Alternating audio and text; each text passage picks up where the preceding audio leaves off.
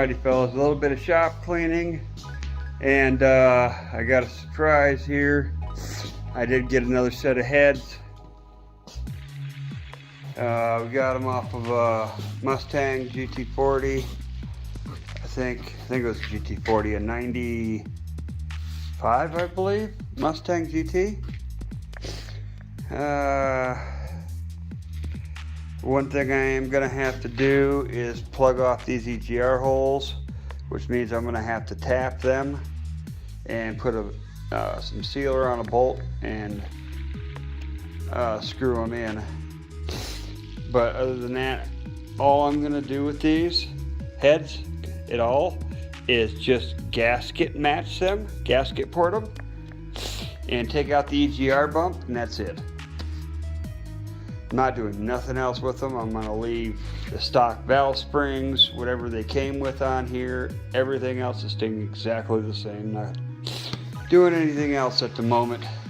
I'll save up the money, and when I do the bottom end, I'll also try to do the top end and get a set of aluminum heads for it. Some racing heads of some sort. Something with like the 2.1 valves in them or something. Intake valves, 2.1 and 1.62 or something like that. They got some out there. AFR heads would be a dream, but that ain't gonna happen, so I'll have to get an off-brand, but they'll be better than stock regardless. So,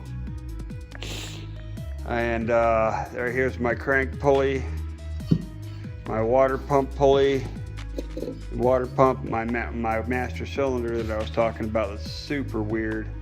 It won't have any of the electronics plugged in, if I can even fit it in there.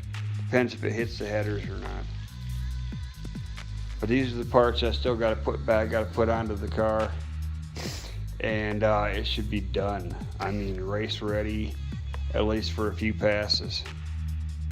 But I do have to clean these up, get them painted before I put them on, and obviously no paint in the tracks, otherwise the belt's just gonna slip.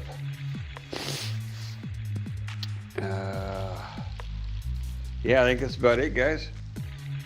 Just been cleaning up the shop. You'll see in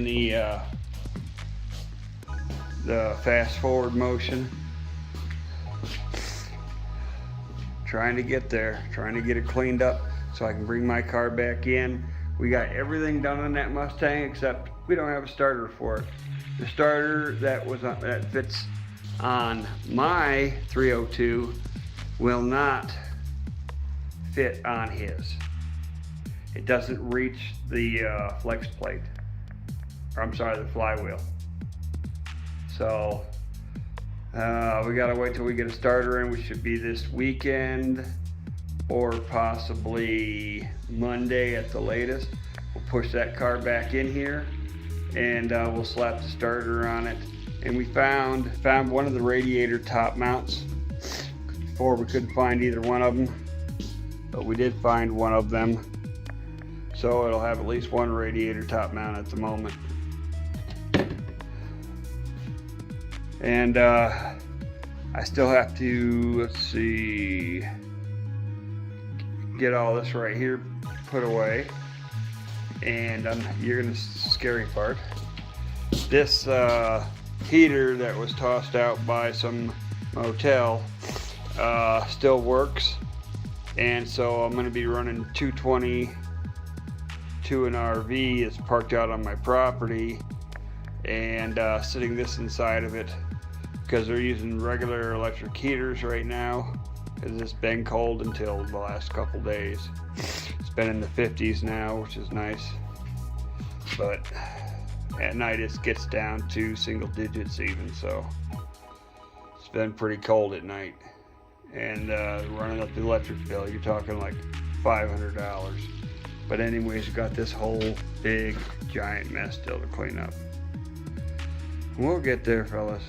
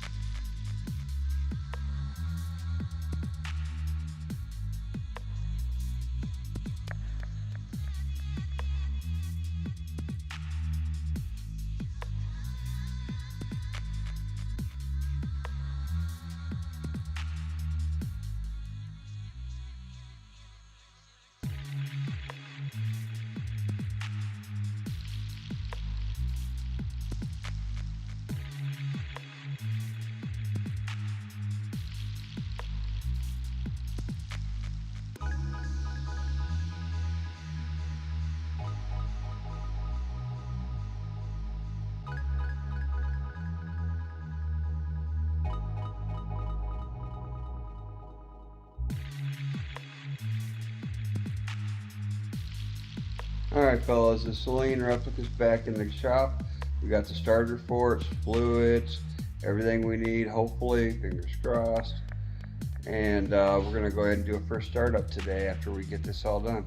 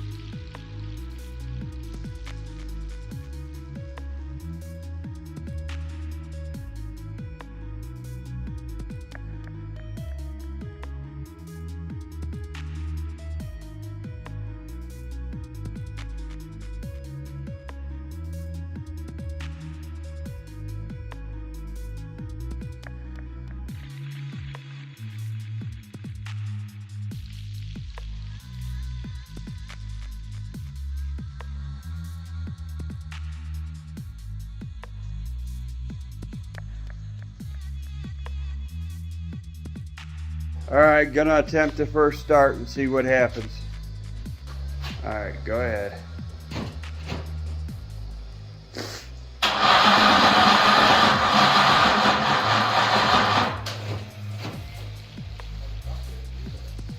Because the battery's a piece of junk. Battery's garbage.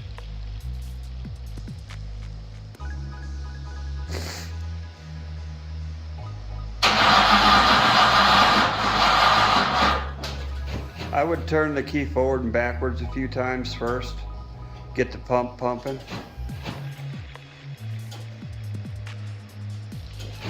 Try and get some fuel up to it.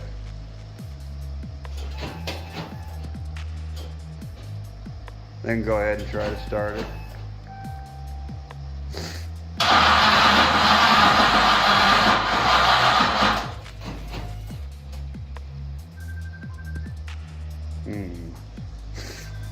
Well, give us a minute.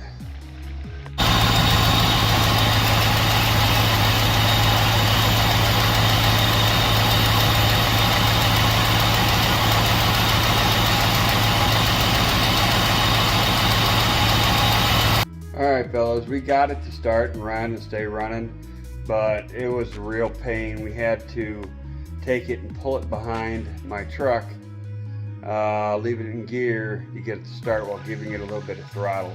I believe it's not getting enough fuel. Either the fuel filter's plugged or the injectors are bad. I'm not sure which. Up here, and I checked the timing. It said it's about 12 degrees, so it should be fine.